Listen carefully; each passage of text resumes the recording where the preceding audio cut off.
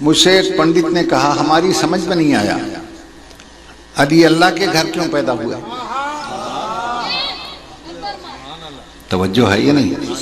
मैंने कहा तुम हिंदुस्तान के रहने वाले हो, अगर मैं कुरान सुनाऊंगा तू मानेगा नहीं, हदीस सुनाऊंगा तू मानेगा नहीं, पंडित है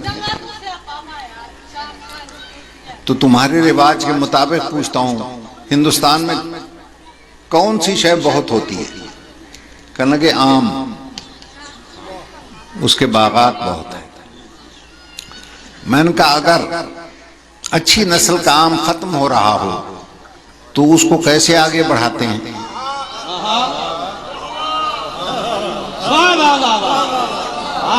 कहने लगा पैबंद के जरिए। मैंने कहा बस यहीं से समझ ले तू, अल्लाह ने दुनिया में एक नबूवत का शजर पैदा किया। जब 1,24,000 बहारें देखकर वो बिला फसल हो गया,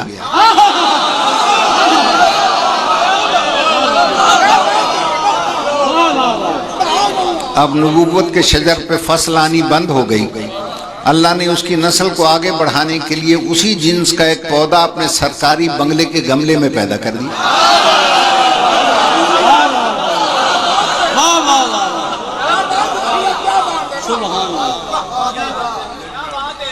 नहीं बात अब करूंगा मैं। वो जो पौधा उसने अपने सरकारी बंगले के गमले में पैदा किया ना, पौधा इतना ताकतवर और जोरदार था कि गमले में शगाफ आ गया।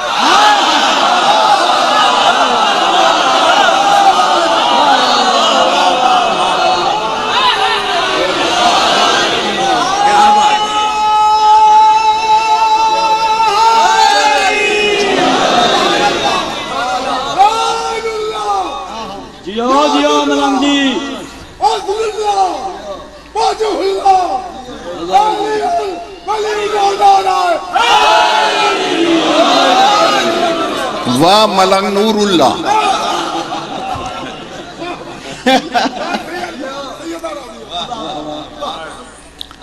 चुनांचे जब वो पौधा परवान चढ़ गया ना, अल्लाह ने उसे नबूवत की एक शाख से पैबंद कर दिया।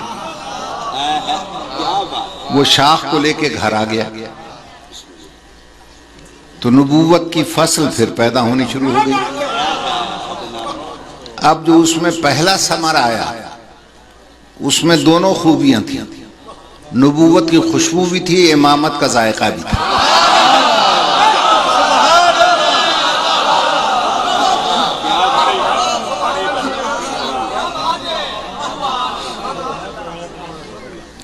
इतना हसीन फल था कि नाम ही हसन हो गया।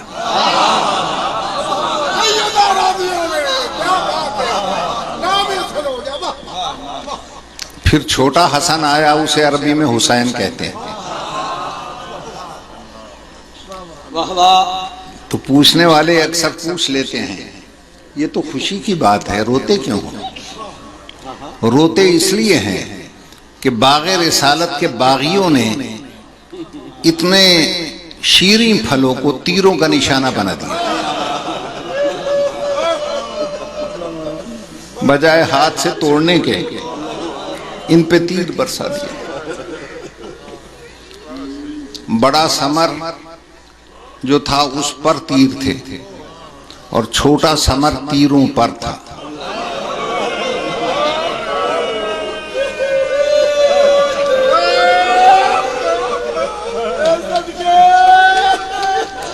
बड़े समर पर इतने जहरालू तीर गिरे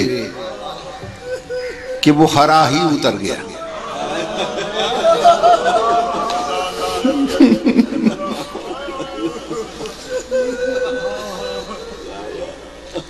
और जो समर बड़ा था उस पर तीर थे, उसके तीर तो सबने निकाले, बहनों ने, भाइयों ने, सबने निकाले।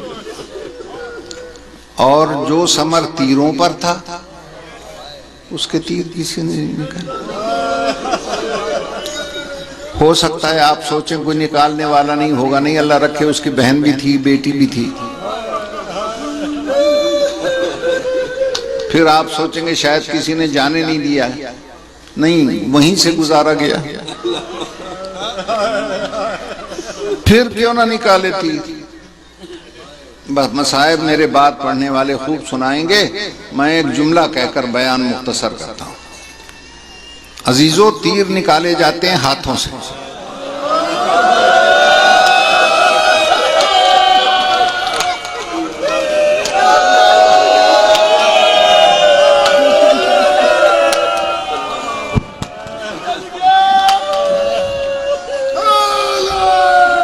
मेरा बारवां इमाम फरमाता है वो कैसे निकालती जिनके हाथ गर्दन से बंधे हुए।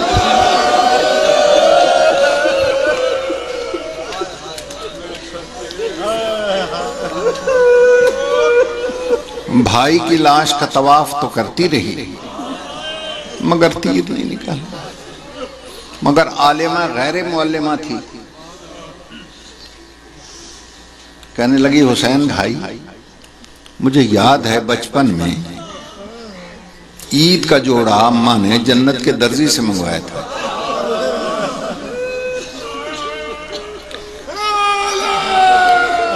वो दर्जी भी मौजूद है, वो जन्नत भी मौजूद है।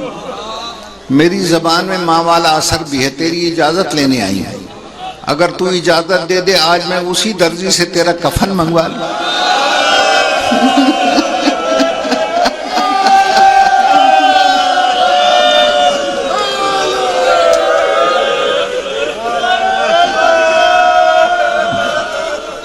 शहीद आजम की लाश तड़प गई। आवाज आई, मेरी बहन तकलीफ न कर। जिन जालिमों ने अंगूठी के लालच में मेरी उंगली नहीं छोड़ी वो जन्नत का कफन कैसे छोड़ दें। बेकफन दफन हो जाने थे। ठंडी सांस भर के कहा, अच्छा हुसैन तू बादशाह जो हुआ, बेशक अपनी मर्जी से दफन हो जा बेकफन, मगर एक बहन का वादा याद रख। तेरी बेकफनी की इतनी तशहीर करूंगी, वादा करती हूं हर मरने वाला तेरे करबला का कफन न मांगे मुझे बहन न कह।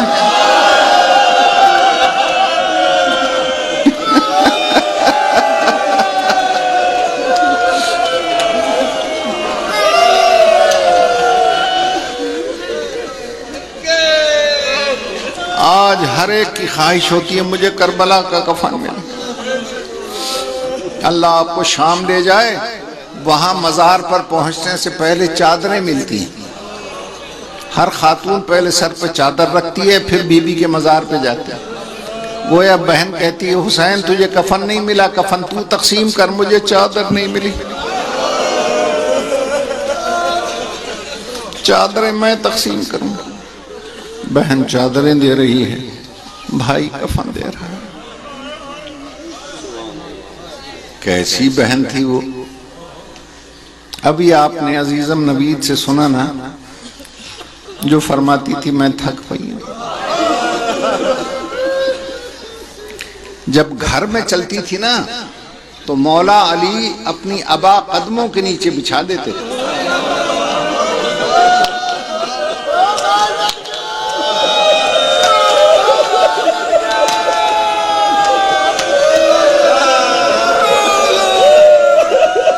ताकि जमीन सख्त न महसूस हो।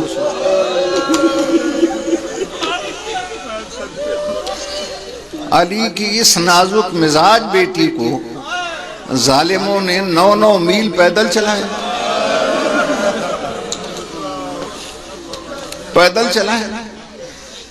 बड़े माशाल्लाह काबिल पढ़ने वाले मेरे बाद बैठे हैं। मसाइब खान इनसे पूछें, किताबें पढ़ के बताएं, जिसे 9 मील पैदल चलाया गया क्या उसके पांव में जूतियां थीं?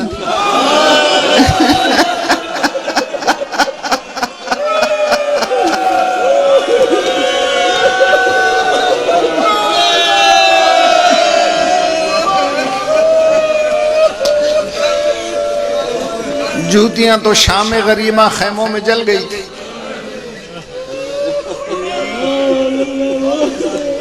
कैसे पथरीली जमीन पर नंगे पांव चली होगी। मगर उसी मुअज्जमा की कसम, जब दरबार में कदम रख के ज़बान मुबारक से कहा ना बिस्मिल्लाहिर्रहमानिर्रहीम, वो जलाल था आवाज में कि पूरा दरबार ताजीम के लिए बेसाख्ता खड़ा।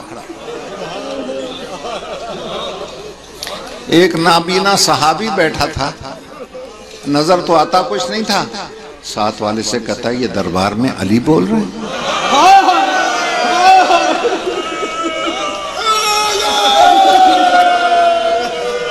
उसने कहा बाबा अली नहीं है, फिर कौन है? कि बिनते अली है।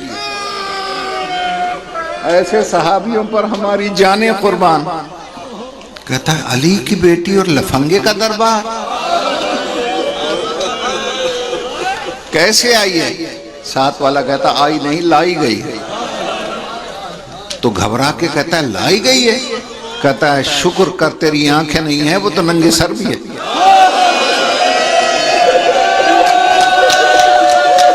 उसके हाथ भी गर्दन से बंधे हुए हैं।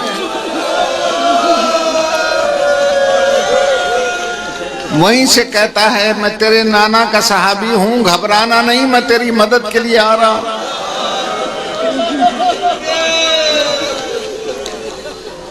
किसी ने पूछ लिया कि मर्दाना लहजे में क्यों बोल रही थी? अब इस फलसफे को कौन समझे? मैं पूछता हूं क्या घर में कभी बाप के लहजे में बोली? भाइयों से बोली? जिंदगी में एक मर्तबा से दरबार में नामहरमों में बोली। क्यों? बतला रही थी बेगैरत यजीद चादरें छीन कर समझता है कि हम पर्दे से महरूम हो गए। ओ बेगैरत सुन, मैं वो अजीम पर्देदार हूं जो अपने लहजे का पर्दा रखना भी जानता हूं।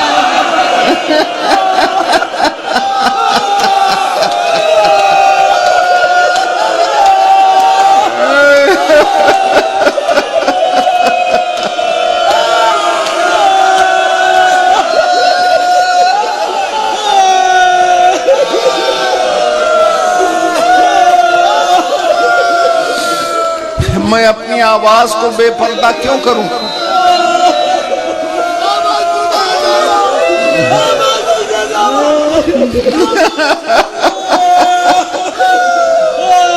इतने में दरबार का पर्दा उठा। एक बूढ़ी औरत सर पीटती हुई दरबार में आ गई। यजीद ने देखा उसकी अपनी बीवी थी। उसने अबा उतार के बीवी पे फेंकी। क्यों बाहर आ गई? मर्दों में अंदर जा।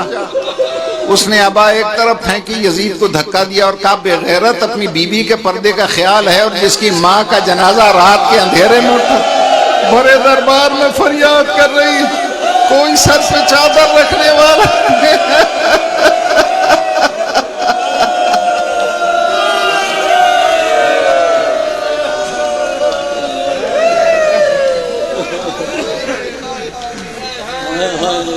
ऐसे हाल में जो अल्लाह की हम्द बयान की ना मेरी शहजादी ने, अल्लाह ने भी खुश होकर कहा ले अली की बेटी, अब मैं तुझे अपनी एक जाती चीज देता हूं और वो है बका। जब तक मैं बाकी तब तक तुम बाकी। न मैं फना होऊंगा न तुम्हें फना होगा।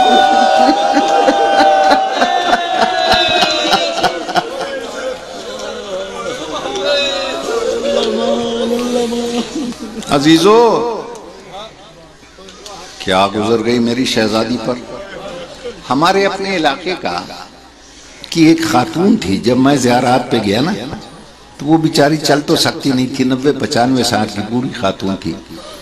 वो उठती बैठती, बेटे उसे उठाते फिर चल के बैठ जाती, फिर चल के बैठ जाती। जरी को पकड़ के हिला के कहने लगी मेरी सैन।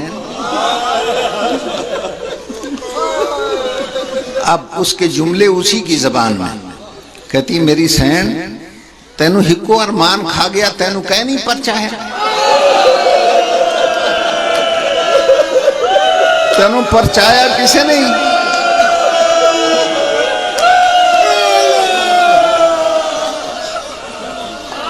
मैं टुर भी नहीं सकती मगर तेरे पुत्रां दी परचावनी ले आई है।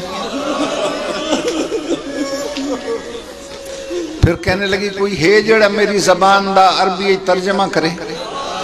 मैं कहा माई फरमा कि जितने बीबी दे जायर आए ना जवार, इन्हां चो जेड़े सैयद हैं उन्होंने मेरी तरफों आखो बीबी दी जरी नप के ना बीबी दी सैन को एक मेरी अम्मा दा आखो जा।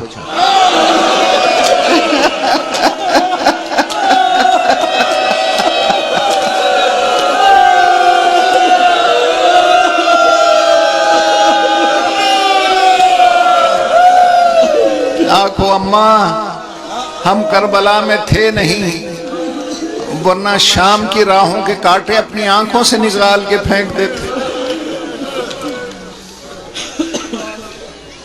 अजीजान मोहतरम, इन हस्तियों के सदक़े में अल्लाह का नाम भी कायम है, रसूल का नाम भी कायम है, और खुदा की खुदाई का निज़ाम भी कायम है।